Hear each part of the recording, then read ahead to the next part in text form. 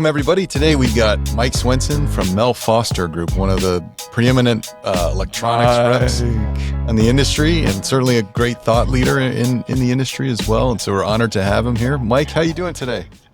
Hey, doing good, guys. Getting off to a strong start this week and a lot going on. So Nice. Well, thanks for spending some time with us. Tell us a little bit more about Mel Foster. You guys are quite the company. Well, we could spend maybe the next couple hours of the podcast, and I'll spare you. We've been around for a while. So to say, we're the oldest electronics manufacturers rep, and we share that distinction with one other rep firm, but we've been around since 1924. So to say we have some history behind us is probably a little bit of an understatement. There were electronics then, huh? Yeah. Yeah. Mel Foster, that's where we got our name, incepted the company, and he was an early radio pioneer, and he held a patent on vacuum tubes. So that's how far back we're going. Well, what territories do you cover? So we expanded our footprint. Traditionally, we're out of Minnesota territory, and we bought 9 rep firms, and we've done an expansion across 15 states. So we go all the way from it'd be Western PA, I think down through Kentucky, over to Illinois, Missouri, Kansas, Nebraska on the other side. And so we have kind of that upper Midwest swath. Yeah, that's a lot to manage too. It's a lot of geography. A lot of windshield time for sure. Awesome. Well, maybe you could tell us a little bit about the industry. Yeah, I mean, the industry, as I see it now, or in arrears. I mean, we could do a little bit of both, but I think perspective, I guess, right now would be it's been a little challenging, although I think we're in an artificially induced up cycle fostered by price increasing and shortaging. But we're starting to get back into hopefully a normal pattern right now. But if you look at through 2030, the statistics are phenomenal about this industry. So I feel as good about it as I've ever felt. And the other thing, if you look at technology shifts over time, and again, I'm going to go back a little bit. When the TV was invented, that was a huge moment. When phones were invented, that was a huge moment. We have multiple technologies like hitting all at once right now, and that's what's exciting to me. They all consume electronics. So electronification, IoT, AI, which we'll probably hit on a little bit later. But there's a lot of pronounced trends right now that are going to, I think, create a good upcycle over time. Yeah, and I think you guys get to see the forefront of that with a lot of the OEMs and folks that you call on every day. So that's got to be particularly exciting, I would think. So hey, you told us about the industry and you told us about the company, but you didn't tell us about how did you get involved with Mel Foster? Well, we're not going to spend a long time here about all the jobs and places I worked at, because my first real job out of college was with Mel Foster. Just a little background. So my father was actually in electronics, along with an uncle of mine, and a great uncle was a grandfather, and they work for local distributors. It almost maybe seems like it's in my gene pool to be an electronic. When I got to college, I was interviewing for a bunch of different jobs, and someone said, "Hey, you should talk to this guy named Gene Foster. He might have an opening." And here I am, 42 years later. I did work up kind of through the ranks, I guess you could say. So I worked for distribution at Mel Foster, ROW sales, key account sales, sales management. And it occurred to me the other day, I've actually run the company longer than I did any prior jobs, which I guess just interesting to note. Well, definitely had a skill. I mean, you're certainly recognized as a thought leader with what you guys have built. And along those lines, just managing the complexities of the rep business. How do you go about doing that today? I mean, it's no joke. Yeah, well, no, it's interesting. And actually, part of our acquisition strategy, and people have different strategies. So I don't fault anyone that's a small, medium-sized, large rep firm, whatever works for you. But with scale, we've been able to provide more resourcing around running the rep business. So we're using the acquisitions as fuel. Actually, we say I'm with Mel Foster Group. I run a service and support layer called MFC. We call it MFC Group. It's sort of a brand name. And we provide all the area managers support. Think about the things, John, when you were in the rep business that you didn't like, probably accounting, legal. I'm making some assumptions here. Sure, yeah. Expense reports. Yeah, all reports. CRMs. Now, that's not necessarily negative, okay? We do a lot of things as far as running the business, and then the areas go out and sell, call on their customers, call on distributors, take care of their principals and their employees. So it's a different model, and without really strong people around me, this just doesn't work. So I've got 5 VP area managers underneath me that are, just incredibly capable. So it actually scales okay. A lot of moving parts, but it's working for us. Yeah. And how do your systems work for you to help support that too? Because I would imagine that's quite a big undertaking as well. You've got lots of reports that you got to get back to your manufacturers. You've got lots of market analyses, things like that you're having to do. How does all that work for you? Yeah, I mean, that's an interesting point right now, John. So it works for us because Repfabric and Powering does a lot of the back end stuff, commissions, opportunity management, and then from basically have to have accounting packaging overlaid. For me, one of the bigger opportunities is, all these tools that are emerging right now, online tools for both marketing as well as business development. So to say we have, actually, I was just talking to our new business development person today. I said, I was talking about we got to put together a little bit more refined process, but I said, make sure there's room for changes. Because there will be, with all these tools emerging, there will be. So from a back end perspective, one of the things, John, that I did want to bring up today is, using CRMs or using tools for using tools is, all of us have to do it, right? Our principals demand certain reporting. But I also get a bit introspective. What do we want to accomplish as a rep firm with our sales team? And for us, we have the key KPIs. And for each rep firm, that's going to differ, right? Some are going to be maybe around activities. Some are going to be around design wins. We focused heavily on opportunity generation and number of sales calls along with so the CRM actually obviously layers on the opportunity. So that's critical. We look at those monthly. We look at creations down to the individual level. Not that we're doing it better than anyone else, but I just urge anyone that runs a rep firm, deeply think about what are the key KPIs. And by the way, when I first started in sales management, I had probably 15 KPIs down to how firm the handshake was. And after about 6 months into the job, I'm like, you know what? I can't even keep track of all this. Let's stick to 2, 3, 4 things that really matter. And I've managed that way ever since. So then you say, okay, what are the tools that can report out to what you need for those KPIs, and along with making sure the principals are satisfied with what level of reporting. And a lot of times I think building those KPIs around your goals as an agency are a big part of it, right? Where do you want to take the agency? Because otherwise, especially as reps, you tend to kind of chase the squeaky wheel for the KPIs that your manufacturers give you. And sometimes you don't zoom out and say, hey, where are we taking the business? And I think you guys in particular have done a great job at being able to kind of see your North Stars that way. Right? Yeah. Hey, Mike, I want to ask you a question, though. You mentioned your CRM. With such a big team, do you have any kind of tips or tricks that you might tell another rep owner when it comes to making sure you have high adoption of your CRM system?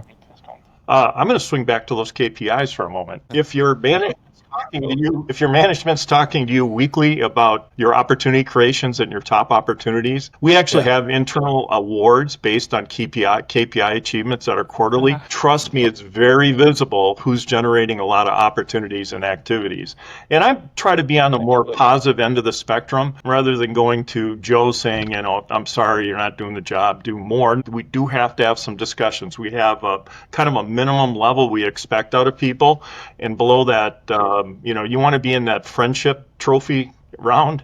And if you're below that, there might be a discussion. But we try to do rewards around it and bonusing around hitting those KPIs. But my point I wanted to make, if there's rigor from management about what you're doing with the CRM, and then it makes a difference for the company. You're driving your business reviews out of it. You're using daily. It's helping them. You're looking for easier ways to help them use it. One of the things we've done with Size, too, is we have product managers. So we try to say, hey, sales team, we kind of want you out selling a lot. If we have to do some manual entry of ops, if we have to pretty up the reports for principals and not have the sales team involved, I'm all about that. We're trying to generate new business. And I don't want to lose sight of that.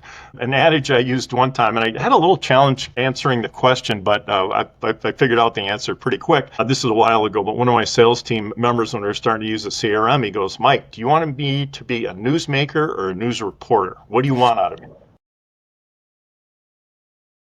And I said to him, you have to do both. That's the business we're in. This is not an exclusive answer, one or the other. And in a sense, when they first start entering that information and they see it as like troublesome and painful, right? All of a sudden they'll have that aha moment when they get that reminder of that NBO they forgot about 3 weeks ago. And oh my gosh, I need to follow up with that person. Yeah. That's where the value kind of comes in. It's not just simply a reporting tool. And, and I think as we address new technologies, and Mike, I think your company's done a great job with your business development managers, really fascinating in the sense of how they've been able to turn over new rocks for your salespeople using all kinds of new technologies. It's something we'd definitely like to learn a little bit more about from you. Yeah, so first of all, just to step back, I'm going to kind of hate to bring up the word COVID. I'm just going to bring it up that one time. It was actually, those years were transformative for our industry because we, ahead of that happening, said, you know what, we're going to probably do some more marketing down the road. We were kind of half in. And when that hit, I mean, you guys know this, you're a field sales organization, you technically can't go out and see customers. What are you going to do? So we pivoted. We said, 14 days after it hit, I went on a town hall meeting and said, we're going to do a lot more marketing. I just called it amped up marketing. I didn't have the exact roadmap, but I just said, we're going to have to reach customers in different ways. We leaned into virtual selling tools, which, by the way, are not carrying forward or could be pretty darn productive. I'm still an advocate of physical sales calls. Don't read into this too far, but we can use them to augment our effort and see more calls. So that was the genesis of this marketing campaign. Well, marketing generates leads, and it occurred to me a while ago, sales team members can't go out to all their accounts all the time and be as regular as we want them to be. I want them on their top accounts especially.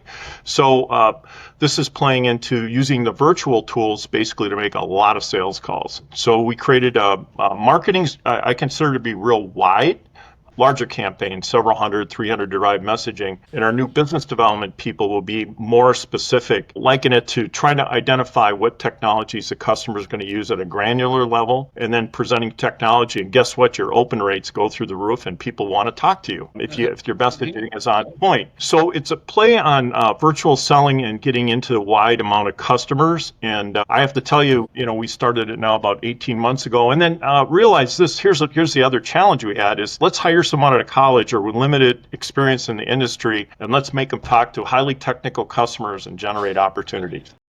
Makes sense. You can do that. You can do that now with the tools.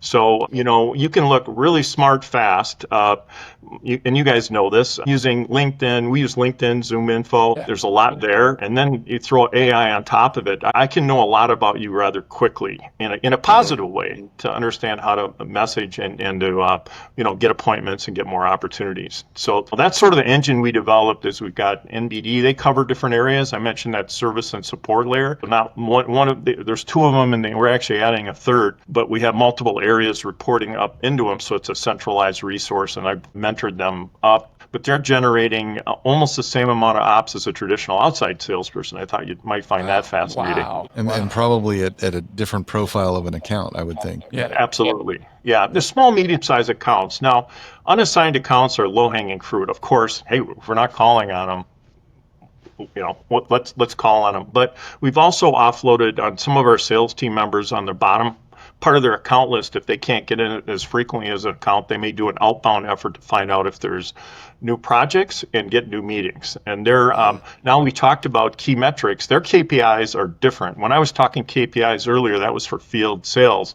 I want them to get meetings. I want initial meetings and initial discussions. And I actually metric them on their ability to do that. And by the way, these could be the salespeople of the future too, right? I mean, I need to develop a bench. So I have a bench, especially with an organization your size, for sure.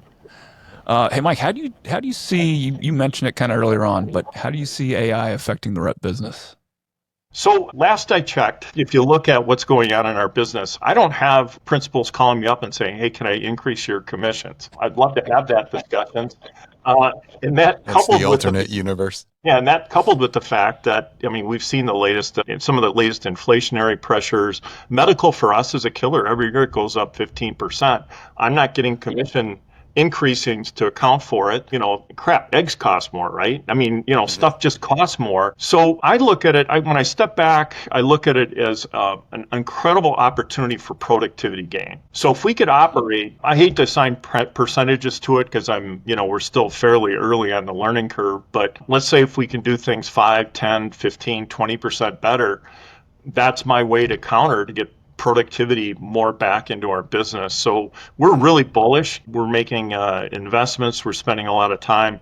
We actually formulated an AI task force, and they're pulling our team on use cases that they think it could help them benefit their job. So we started out with some, I guess, rudimentary things. I'm like, let's create some wins. Let's create some things that we can do. Note taking was definitely one of them, and what a way. And you guys maybe are aware of this, but when you take notes, it can help you both on customer calls and internal meetings. The thing I didn't account for is I can actually, and I'm not a micromanager, but I'm in meetings I don't even attend, and I'll look at the summary items and see if is there something I could help with that meeting. So it actually gave me something I didn't have before, in that ability to look at quick summaries and assess rather quickly. All of us sit through these very long, sometimes virtual meetings that, what's the point of all this? Well, I'm just going to read the summary and we'll move on. So, that's the initial deal. And then we started talking about it here right now. But when I started in my career, we had some very complex semi-lines. I know, John, you did when you were a rep. And trying to understand that when you're selling, it's like, okay, and I'm going to really date myself. Do I go to the library, or do I take a college class? And it would be months of effort. I actually did attend some technical college training. And right now with the AI tools, you can ask the engine anything and learn quickly about what the products do, what they're about. And so that's huge. And then customer profiling. So really, I talked about already, but just really finding out what makes that customer tick. So we use the ability to learn about the products and then target these vertical campaigns, and basically to get these meetings and these emails. No disrespect to some of the more senior sales team members on my staff, but they look better than what I would write at times. So it's amazing, with only limited amounts of experience, the fact they can use these tools to their benefit and look highly valued back to the customer and what they can do for them. And one of the recent things we had, you guys may not be already aware of this, but one of them came up to me and he said, Mike, I looked at this customer online and they had their printed circuit board posted, and I ran it through an optical engine and AI, and it identified all the components on the boards and which parts we can cross. I mean, you guys have been doing sales for a while. That's kind of a home run, because that's a big part of the sales job, is to figure out how many lines could we get in, what parts are used. So these tools are really fascinating, and we're looking at it now more. And I'm going to tap you guys on the shoulder. I think the next big game for us is data analytics through AI and AI bots, reminding you when sales trajectory shifts, or especially sales trajectory is fascinating as it relates to splits and just general business. Right now, the paradigm is, the traditional salesperson, hey, go check your numbers and report back if you see anything funny. I don't know. They're out selling every day. Do they really look at these numbers? Some do, some don't. So I'd rather not have them do that and layer that on top of some real strong intelligence. Yep. Awesome. That's awesome. Well, this has been fantastic. Thank you so much for taking some time out of your very busy day. If people want to learn more about Mel Foster or even yourself, where would they find you at? Well, there's several ways to do it. www.mfc-grp.com. It gives us kind of the whole umbrella of the company. And then I'm more than happy to give you my personal email address. If anything we can help each other in this industry, the better. And I encourage any of the listeners, feel free to just shoot me a note. Am I on the right path here, or do you see some things different? We're always trying to get feedback to get better. And my email is mikes@melfoster.com. Mike S. at melfoster.com. Well, Mike, thanks so much. You're an industry icon and a heck of a thought leader. So we appreciate the time you spent with us here today.